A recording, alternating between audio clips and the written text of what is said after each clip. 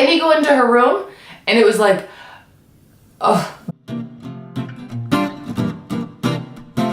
Hi, welcome to Angela's Anything Show, and today I'm going to tell you about the time I lived with a hoarder. I spend a lot of time on the computer. That's right, folks. I lived with a hoarder, and I'm not talking about somebody who just like kind of had a lot of junk. I'm talking about a literal bona fide dies in a pile of their own boxes hoarder. And we didn't live just anywhere. We shared an apartment on the Upper East Side of Manhattan, the land of the tiny apartments. Let me tell you how it happened. I lived in New York City for about 4 years, starting in 2010.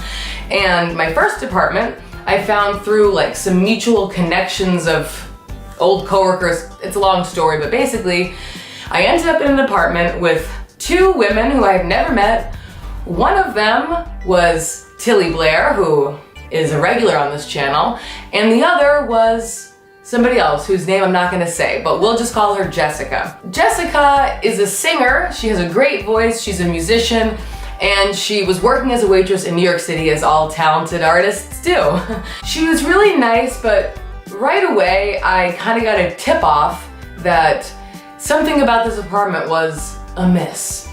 And it was when I went to take a shower and I noticed that there was tons and tons and tons of bath products in the shower, specifically a bottle of dog shampoo, and there was no dog living in the apartment. In fact, it was like 2 roommates before me had a dog, and I'm like, why is there still shampoo in here? Now, before I get deep into the like hoarding stuff, I want to say that for me, I used to be somewhat hoardery as a child, which I feel like a lot of kids are, where you just don't want to get rid of old papers or old, like, I don't know, what did I keep a lot of? Old toys. I would go see a lot of plays with my mom and I would keep all of the programs, and it's like, okay, like, how long are you gonna keep these? Artifacts from live concerts I'd go to. But then once I started moving and going to college and getting apartments, I realized that it was like very annoying to hold on to all that stuff. So I kind of became the anti-hoarder, and I would just get rid of everything to the point where I've now gotten rid of stuff where I'm like, shit, I should have kept that. So I see the dog shampoo, I'm like, huh, that's weird, but I'm not good enough friends with either of the girls yet to be like, what's the deal with the dog shampoo? But I'm trying to move in my very minimal amount of possessions into this tiny apartment. Actually, for an Upper East Side apartment, it wasn't so small, but I was living in a basement that had tons of cockroaches, so sure, you could say we had 2 levels, but is it really? As the weeks went on in the apartment, I obviously got closer to the girls. Of course, Tilly and I remained extremely close. And Jessica, she and I were also buddies, but I could tell there was something slightly off. As I tried to unpack my stuff, tried to hang up coats in the front closet, or, you know, put some of my dishes away, or put some of my stuff into the bathroom, there was no effort made to clear any space for me. And as I talked with Tilly, she's like, yeah, that's not my stuff. None of it's my stuff. There was huge pantry cabinets where you could put food. I mean, there's 3 of us. I wanted to put some food away. And they were filled to the brim. And I was like, this is really weird, because I thought Necco wafers couldn't go bad. Like, I thought Necco wafers were literally made for the war, for people to like have snacks that wouldn't go bad. Yet in this cabinet, it was like literally a rotten pack of Necco wafers. There was perishables in this pantry that had perished. There was garlic that had gone so rotten that it smelled like a dead animal, and for weeks we were like, where is this smell coming from? Only to have Jessica be like, oh, my garlic, and for me to be like, can I get rid of this garlic? It's stinking up the apartment, and her be like, don't touch my garlic. Rusting stuff and mouse droppings and oozing cans. And that's when I was like, okay, this shit's weird. Once I became more comfortable in the apartment, I started to kind of express my annoyance at the fact that like I couldn't even hang up my 1 coat in the front closet. And I was like, look, I'm paying the same amount of rent. And I just want to say that Jessica actually had a really big room upstairs now with the cockroaches, and she still paid the same amount of rent, but yet I have no space to put any of my stuff. So tensions began to flare, needless to say.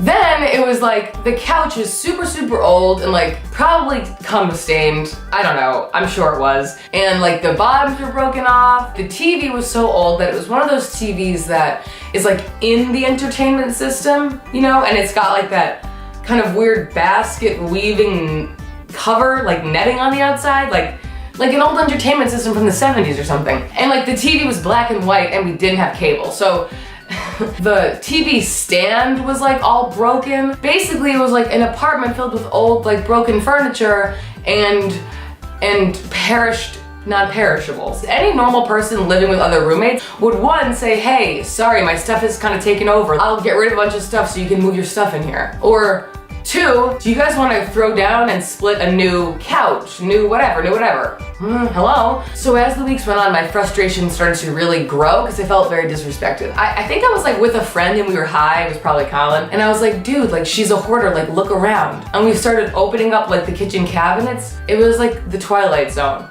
Old mugs, cups, plates, baskets and baskets of wires that had no home. Drawers in an island were just filled with old like spoon collections. So much stuff, like as if she had been living there for 50 years and had never once cleaned out a drawer. Now, people living in New York, you know when you see those people that are older on the street, they're like old people living in New York, Tumblr.com. It's like that old crazy woman who never has left her apartment and she brags like, I've lived in Manhattan my whole life, and it's like, maybe you shouldn't, maybe you should have moved.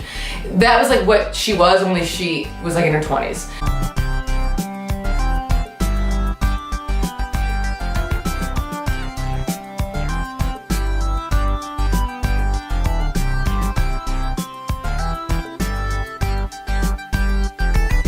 I open up a cabinet, she has this cat mug that makes a meowing noise when you go to drink it, but the meower had broken. The mug was so old that when you lifted it to your lips, it was just like, it was fucked up. Then you go into her room and it was like, 50 belts, 100 shirts. She even said like, oh, I never wear the same outfit more than once to work. This is where I spend time recouping. To me, that is a sign of a dysfunction. Like, that's just weird. And it, sorry, my braw's itchy. The thing is, it's not like she was making a lot of money. Quite the opposite. She could hardly pay her bills. So all of the stuff that she had was like all very old and like musty. Not like it's okay to hoard when you're rich, but at least then it's like, oh, I'm buying new stuff and I'm not throwing away my old stuff. This is just like, ew. Like when you have a basket of wires that's literally just been sitting in a crate for like 5 years and you're like, well, I don't know, what if I need one of them? If you had needed it, you would have used it. So it was like very stereotypical hoarders. Tilly had moved to Australia for the year, so it was me and another person living in the apartment who was also a fucking psycho. So I was living with two psychopaths. One of the psychopaths had the clarity to be like, we should clean out this apartment and buy some new stuff and like make it nice. And I was like, I'm with ya. So one day we got a new TV. We set it all up, it was all nice. We like mounted it or something to the wall. And then we took the old TV, literally so old, you guys. And it was around before Jessica was even born, so I know for a fact that she didn't buy it. So we take her old TV out, put it on the side, put it on the curb, thinking that we did this great thing. She gets home and is all upset that we replaced the TV and that, as she puts it, we just put her TV out onto the street. So we're both like super annoyed, super pissed off, whatever. I don't remember what happens. A few days later, I go and get margaritas with my friend Colin, and I'm telling him about this, and I'm like, look, I'm about to freak out because I've asked her so many times to like make space for me, blah, blah, blah, and she's just not doing it. And then anytime we do anything, she gets all upset. Like, I'm not gonna live like this. Like, I'm paying $1,000+ in rent. Like, this is my apartment too. So I'm like, look, I know I'm gonna have a confrontation with her when I get home. So I drink a bunch of margaritas to kind of loosen myself up for the confrontation. I get home and I'm like, look, can we talk? And I start to try to very calmly explain like what I've said to you, like this isn't fair. And she just starts, she can't even look at me. Like she literally can't look at me. We've been living together for like almost a year now. She's just like this. And I'm talking and she's just like having a full meltdown. I'm like, oh my God, I'm dealing with some serious dysfunction. So I keep trying to say, look, it's not that big of a deal. It's just, I need some space for my stuff. And then I'm like, why can't you even look at me when I'm talking to you and you can't even look at me? So then she's like, starts to get upset and is like, what do you think? I can just put all my stuff in storage? Like, I can't afford that. I'm like, throw it away, donate it. And she's like, I'm just gonna throw my stuff out. Like, you just put my TV out on the street the other day. You put it out on the street. And then I'm over it. And I was like, Jessica, the TV was fucking broken. It was broken. We put it out on the street to get it thrown away because it's trash. And then I grabbed the broken end table that the TV had been sitting on, where the top was broken off, and I said, it's broken just like this. And I grabbed the table, I'm like, it's fucking broken. And I slammed it down and broke it fully. And then she got all upset and said, I'm calling the cops, you're a psycho. And so I said, call the fucking cops, I don't care. They have better things to do, we're living in New York City.